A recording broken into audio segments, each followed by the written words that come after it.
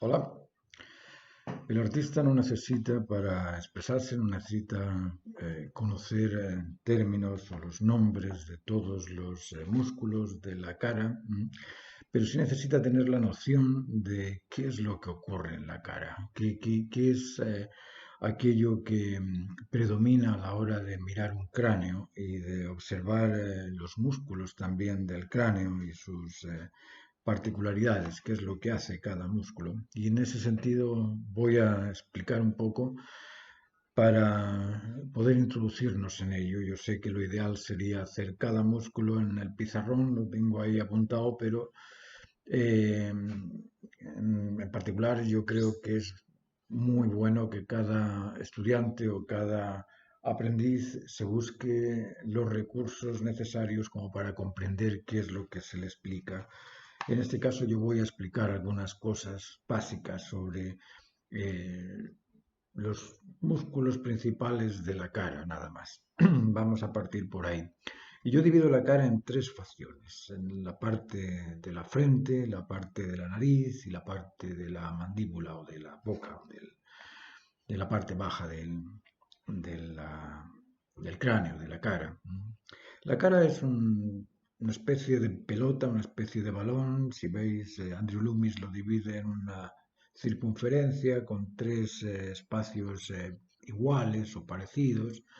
Y dentro de esos tres espacios, como os digo, hay ciertas características que son las que crean la frente, las que crean la parte de los ojos y la nariz y la que crea la parte de la mandíbula o de la boca.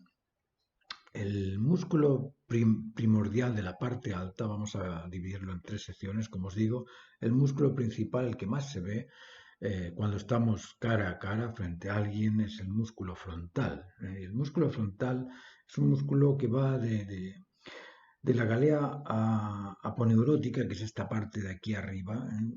Esa es la galea aponeurótica y va de ahí a la piel del borde supraorbitario, donde tenemos las cejas. Es un músculo bastante amplio, es como en dos partes, una parte por un lado y otra parte por el otro, pero es una especie de plano que nos cubre toda la frente. Y ese músculo frontal lo que hace es ayudarnos a mover el cuero cabelludo. Eleva las cejas, arruga la piel de la frente y nos produce esa sensación de interrogar, de interrogación, de estar preguntándonos qué, cuál es. Bueno, este es el músculo, como os digo, el músculo frontal, así se llama, por la frente tal vez. Después tenemos aquí otro músculo que es muy curioso, que es el temporal, y es un músculo que ocupa toda esta parte alta del cráneo. Está ahí también el hueso temporal, el músculo temporal se une con el hueso temporal y va por debajo de, del cráneo, va a juntarse con la mandíbula inferior. Se sitúa a cada extremo, a cada lado del cráneo. Tenemos un temporal acá y un temporal acá también. Eh, y se extiende en forma de abanico, es como un abanico que se pega ahí al hueso temporal y del hueso temporal a la apófisis coronoides del hueso maxilar inferior o la mandíbula. Es el músculo que se encarga de hacernos este tipo de movimiento, bajar y subir la mandíbula. Eso lo hace el músculo temporal. Después tenemos otro músculo aquí en esta sección de arriba, es el músculo orbital, el orbital de los ojos. El orbital de los ojos forma una especie de eh, anillo que está compuesto como por tres partes. La parte palpebral se llama, que es la del parpadeo. Esta otra porción, que es la porción orbitaria, que es toda la parte orbital del ojo, la parte que circunda el ojo. Y después en el centro tenemos una porción también lacrimal, que es donde se producen las lágrimas, eso se llama el surco lacrimal, está en el centro. Como os digo, estos músculos son dobles, existen en el lado derecho de la nariz, en el lado izquierdo de la nariz igual. El músculo orbital de los ojos está en los dos ojos, no está solamente en uno. El músculo grande orbital se encarga de abrir y cerrar los ojos. A ver, yo como tengo los lentes no se ve mucho, pero se encarga de esto, de abrir y cerrar los ojos. Es el orbital. Y el que hablábamos antes, el palpebral, es el que parpadea. Es un músculo que casi se puede decir que no es voluntario, sino que por sí solo actúa, se encarga del parpadeo. Eso a nivel de la primera franja. Después tenemos la segunda franja. Y esta segunda franja tiene ciertas características. Aquí tenemos el hueso cigomático o el malar. De ahí viene también el masetero, que es un músculo que nos sube y baja la mandíbula junto con el músculo temporal. El masetero también presiona al masticar. Y es curioso que el masetero, junto con el temporal, los dos ejercen una fuerza de presión tan grande que pueden levantar incluso 90 kilos. Así yo podría fuerza de levantar 90 kilos. ¿Imagináis la fuerza que tienen estos músculos? Y después existe el cigomático, hay como tres porciones: cigomático mayor, cigomático menor, que son músculos que están en el interior y que se envuelven el pómulo, ¿no? Estos músculos que nos hacen sentir alegres, ¿sí? Se producen ahí, por encima del pómulo. Ahí tenemos esos músculos que os digo, que son cigomático mayor, cigomático menor, que se encargan de sonreír. Eso es.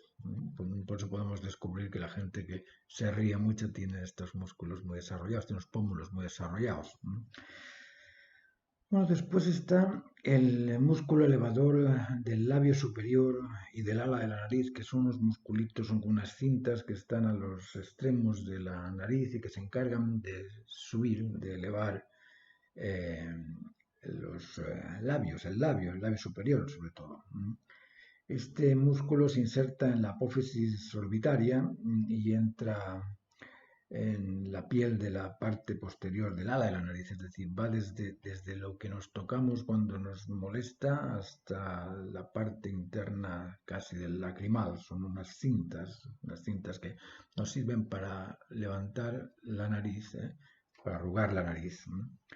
Después tenemos el músculo nasal, que es una especie de cobertura que se envuelve lo que es el, el tabique nasal, lo cubre el tabique nasal y comunica la cara surge en esa expresión del apetito. Cuando tenemos apetito, como que se nos mueve un poco la nariz. Ese es el músculo nasal que cubre, eh, como os digo, el tabique nasal. Después tenemos el músculo bucinador. Y el músculo bucinador es un músculo ancho y plano que está detrás del masetero y que se inserta en la apófisis alveolar del maxilar y que se une con la articulación mandibular temporomandibular, es decir, une una parte con la otra en forma casi horizontal en la cara. Interviene para silbar, por ejemplo, o para soplar, o para tirar la boca hacia atrás. Esa es la misión del músculo bucinador. Y después, en la parte más baja, ya hemos hablado de la parte alta, parte media y parte baja, tenemos el cuadrado del mentón, es un músculo chico que tenemos acá en la barbilla, y ese músculo es un músculo que sirve para bajar el labio inferior, para sacarlo cuando hacemos esta mueca. Es el típico músculo de las muecas, dobla hacia afuera el labio inferior. Y entre esos dos musculitos del cuadrado del mentón existe otro músculo más pequeño, en forma conoidal, así como dos cintas de cono. Está en el centro, se llama el borla o mentón. Borla del mentón o músculo mentoniano se llama también. El músculo mentoniano es un músculo de la barba, es pequeño y sirve para levantar la piel del mentón. Eso es lo que hace el músculo mentoniano. Entonces, como veis, son muy pocos los músculos que debemos aprender para comprender lo que nos muestra la superficie de la cara. Y Si sabemos de dónde a dónde van y qué función tiene, vamos a comprender también a las personas que tienen esos músculos más desarrollados que otros, ¿eh? Como os decía, el mentón siempre se ejerce, se mueve para arriba y para abajo con el masetero, y el masetero es el que te hace que la parte de abajo sea más dura, o más fuerte, o más potente. Entonces podemos pensar que esa persona es de un carácter más duro que aquel que tiene el mentón más débil. Lo mismo con la frente.